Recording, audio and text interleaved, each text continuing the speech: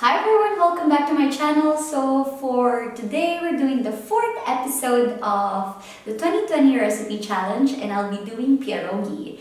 So these are well known as the Polish dumplings. And honestly, I hesitated at first because I thought it was kind of similar to a different cuisine, which are the Chinese dumplings. And also we have the Italian dumplings, the raviolis, they called it Italian dumplings. But of course, at the end of the day, it's not actually different. I was also hesitating because I wanted to do the kupitka because I had lots of potatoes, and I realized this is one of the most popular dishes that grandmothers and mothers actually do in Poland, and it is quite a labor-intensive recipe. It almost took me like 3 hours to do this tiny dumplings, but it's so worth it because the taste is amazing, and then when you bite into it, melts in your mouth. So that was like an achievement for me. But I did fail with the crimping and the folding of the pierogi itself, and you'll see that later on in the video.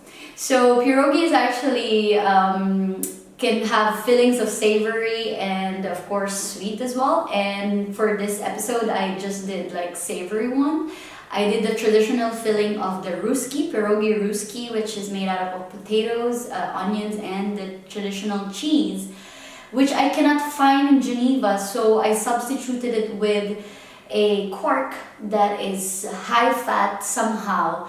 But then of course the texture and the taste will definitely be different, but it was good enough for me. And if you're doing this recipe, it would be good if you actually do the charog, use the charog cheese, charog, I don't know how to pronounce it, but that's the Polish white cheese.